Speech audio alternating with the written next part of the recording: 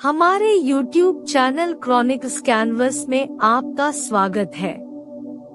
आज हम इतिहास में सबसे शक्तिशाली और सांस्कृतिक रूप से समृद्ध साम्राज्यों में से एक मुगल साम्राज्य के बारे में जानेंगे। मुगल राजवंश, जिसे मोगल भी कहा जाता है, तुर्कमंगोल मूल का एक मुस्लिम राजवंश था जिसने 16वीं सदी की शुरुआत से 18वीं सदी के मध्य तक उत्तरी भारत पर शासन किया था। इस अवधि के बाद यह 19वीं शताब्दी के मध्य तक एक क्षीण और तेजी से कमजोर इकाई के रूप में बनी रही। राजवंश की उल्लेखनीय उपलब्धियों में भारत में 2 शताब्दियों से अधिक का प्रभावी शासन, 7 पीढ़ियों तक फैले असाधारण प्रतिभाशाली शासकों की वंशावली और एक अच्छी तरह से विकसित प्रशासनिक प्रणाली शामिल है। बाबर। मुगल राजवंश की स्थापना बाबर द्वारा की गई थी, जो एक तुर्क राजकुमार था, जो अपने पिता की ओर से तैमूर और अपनी माता की ओर से चंगाई खान के पुत्र छगताई का वंशज था। बाबर को 1494 में फरगना की रियासत विरासत में मिली।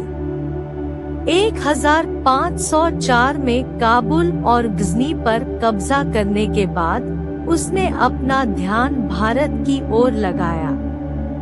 1519 और 1524 के बीच उसने कई क्षेत्रों पर आक्रमण किया, जो हिंदुस्तान को जीतने के उसके इरादे को दर्शाता है। 1526 तक पानीपत की पहली लड़ाई में दिल्ली के सुल्तान इब्राहिम लोदी को हराने के बाद बाबर ने दिल्ली और आगरा पर नियंत्रण कर लिया था। राणा सांगा के नेतृत्व वाले राजपूत संघ की चुनौतियों का सामना करते हुए बाबर ने मार्च 1527 में खानुआ में उन्हें सफलतापूर्वक हराया। उनका अभियान 1529 में वाराणसी के पास चंदेरी के राजपूतों और अफगानों और बंगाल के सुल्तान की संयुक्त सेना के खिलाफ जारी रहा। हालांकि मध्य एशिया के घटनाक्रम और बाबर के गिरते स्वास्थ्य के कारण उन्हें पीछे हटना पड़ा और बाद में दिसंबर 1530 में लाहौर के पास उनका निधन हो गया। हुमायूं। बाबर के बेटे हुमायूं को एक चुनौतीपूर्ण दौर का सामना करना पड़ा क्योंकि उसे इसकी ठोस नींव के बजाय साम्राज्य की आकांक्षा विरासत में मिली थी।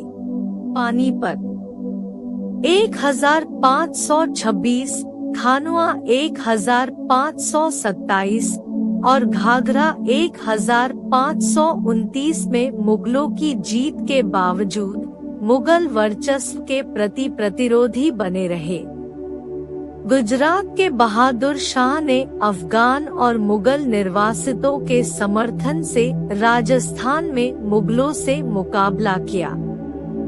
हालांकि हुमायूं ने 1535 में कुछ समय के लिए गुजरात पर कब्जा कर लिया, लेकिन यह खतरा 1537 में बहादुर की मृत्यु तक बना रहा।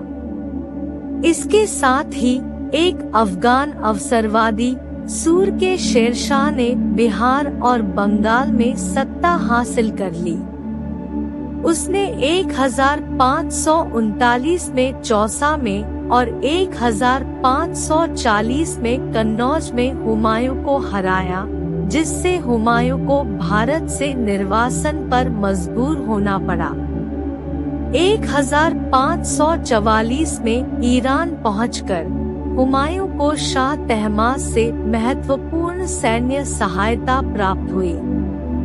इस सहायता से उन्होंने 1545 में कंधार पर विजय प्राप्त की और अपने विश्वासघाती भाई कामरान से काबुल को पुनः प्राप्त किया, 3 प्रयासों के बाद इसे सुरक्षित करने में कामयाब रहे।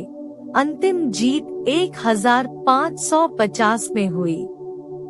शेरशाह के वंशजों के बीच आंतरिक संघर्षों का फायदा उठाते हुए हुमायूं ने फरवरी 1555 में लाहौर पर कब्जा कर लिया। पंजाब के विद्रोही अफगान गवर्नर सिकंदर सूर को सरहिंद में हराने के बाद उसी वर्ष जुलाई में उसने दिल्ली और आगरा पर फिर से नियंत्रण हासिल कर लिया।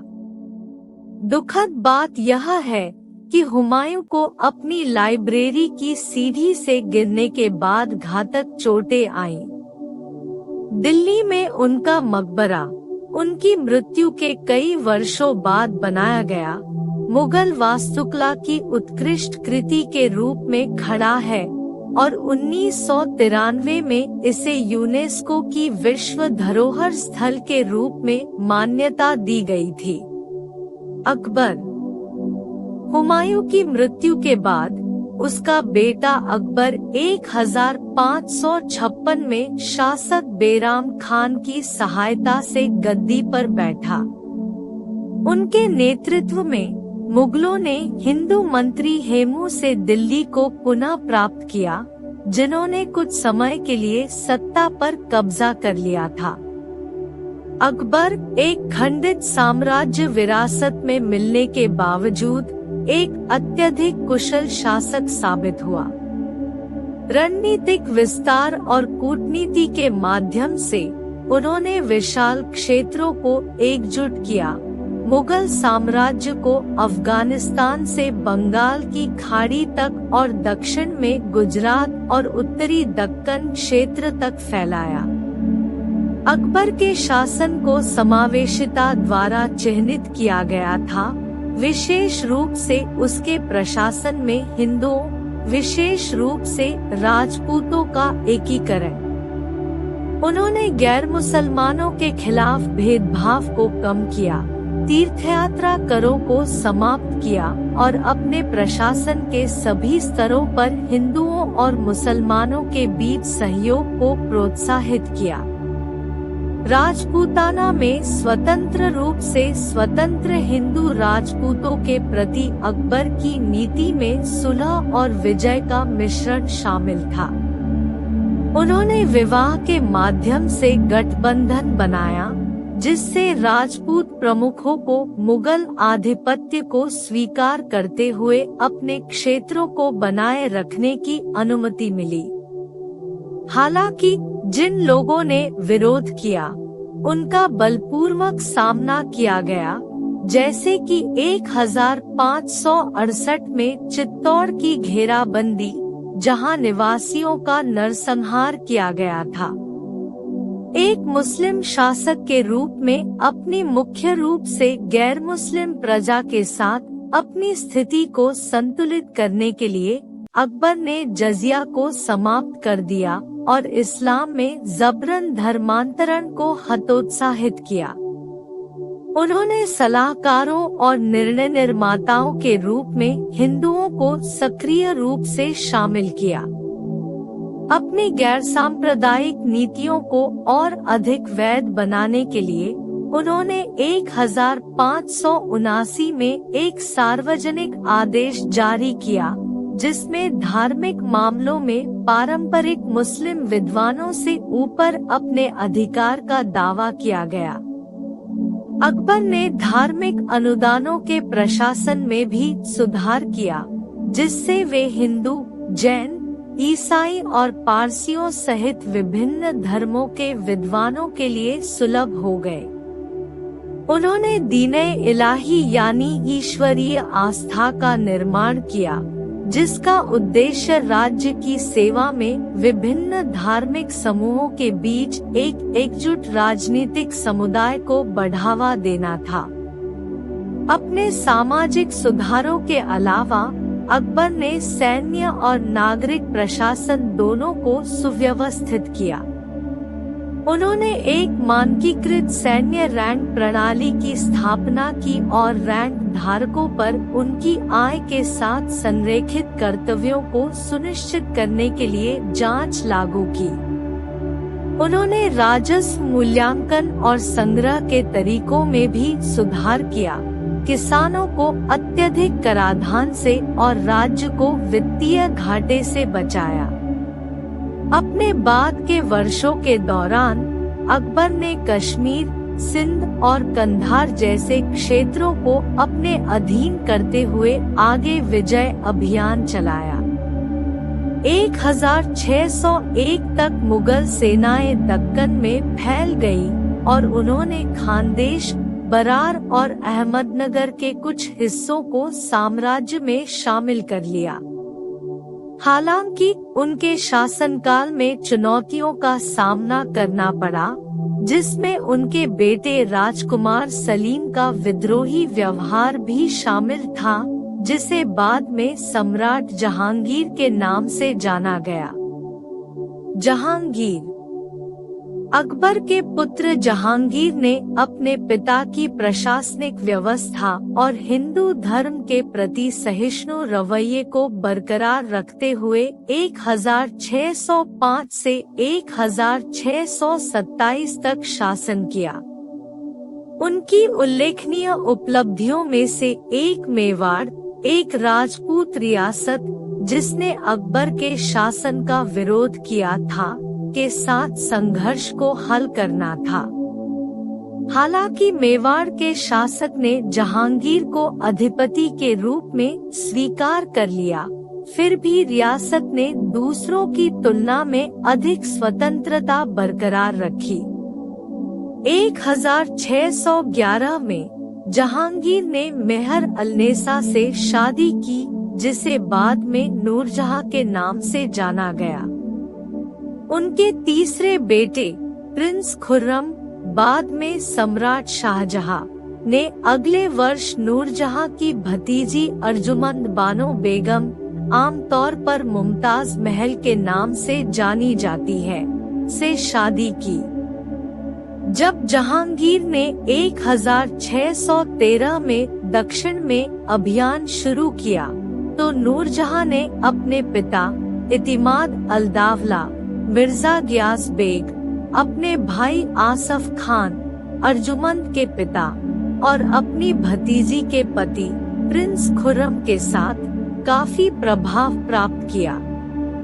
शाही दरबार जहांगीर की वापसी पर उसके स्वास्थ्य में गिरावट आई और नूरजहां ने उसके कई कर्तव्य निभाए, यहाँ तक कि उसके नाम पर संप्रभु शासनादेश भी जारी किए। हालांकि जहांगीर के उत्तराधिकारी के रूप में अपने दामाद को सुरक्षित करने के उनके प्रयास के कारण राजकुमार खुर्रम और आसफ खान के साथ संघर्ष हुआ। जहांगीर की मृत्यु के बाद नूरजहां को जीवन भर कैद में रखा गया।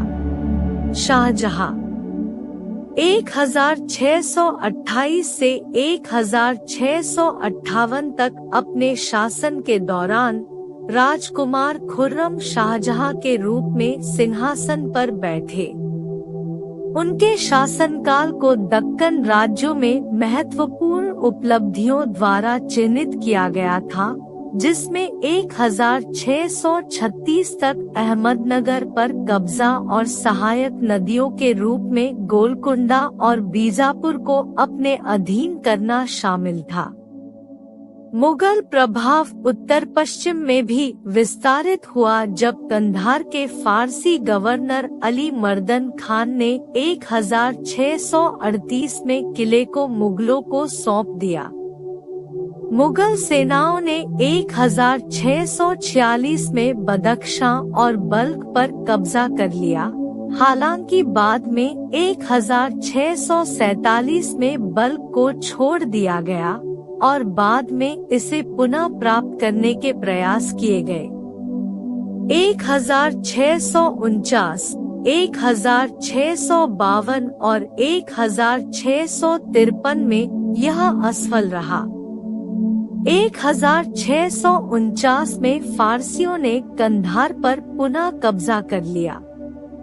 शाहजहां ने 1648 में अपनी राजधानी आगरा से दिल्ली स्थानांतरित की, जहां उन्होंने शाहजहानाबाद के नए शहर की स्थापना की।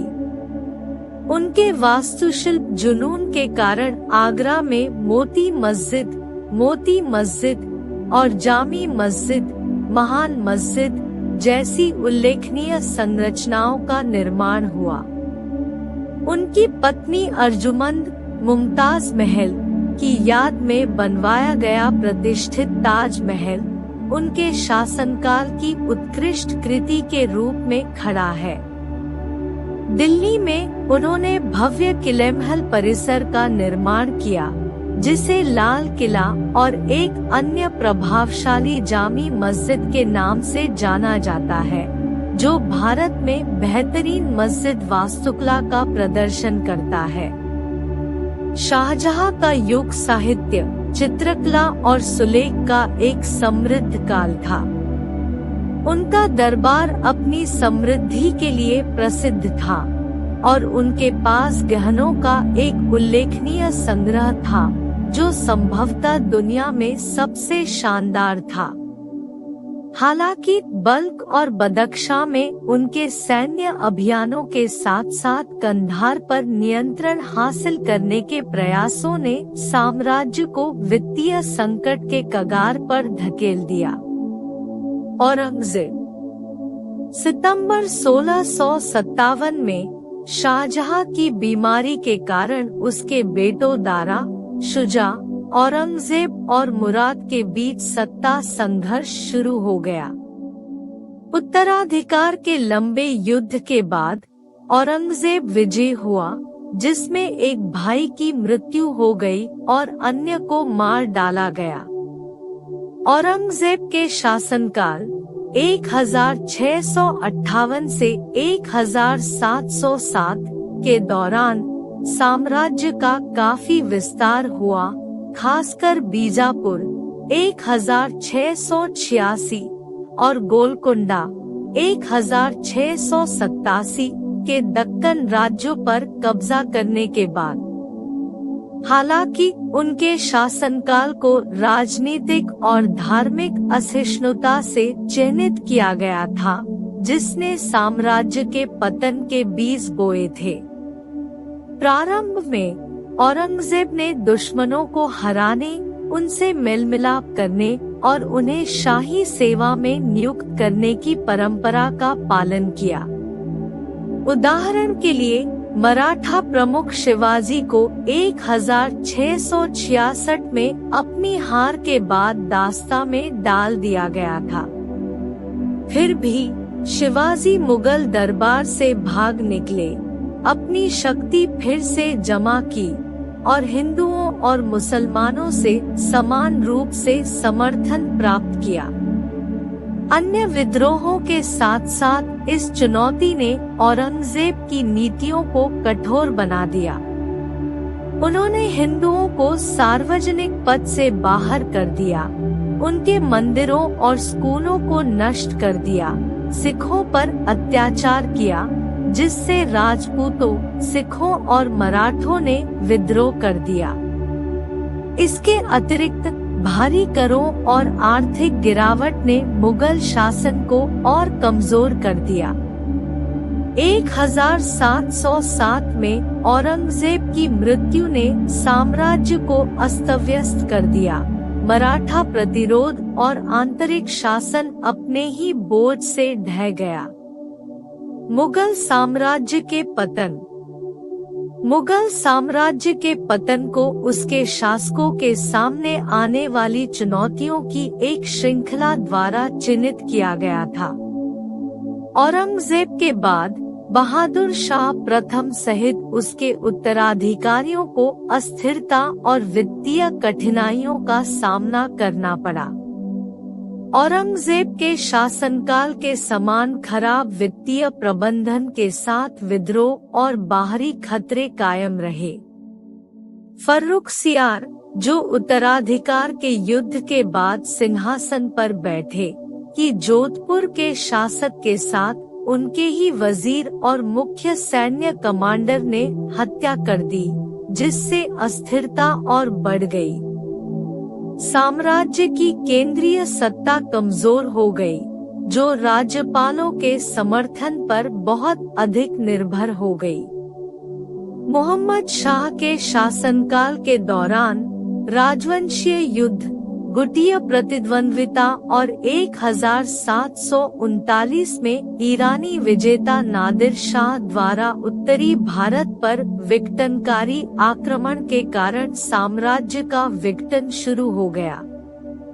1748 में मोहम्मद शाह की मृत्यु के बाद मराठों ने उत्तरी भारत के अधिकांश हिस्से पर कब्जा कर लिया। मुगल शासन दिल्ली के आसपास एक छोटे से क्षेत्र तक सीमित था। अंततः यह क्षेत्र मराठा 1785 और फिर ब्रिटिश 1803 के नियंत्रण में आ गया।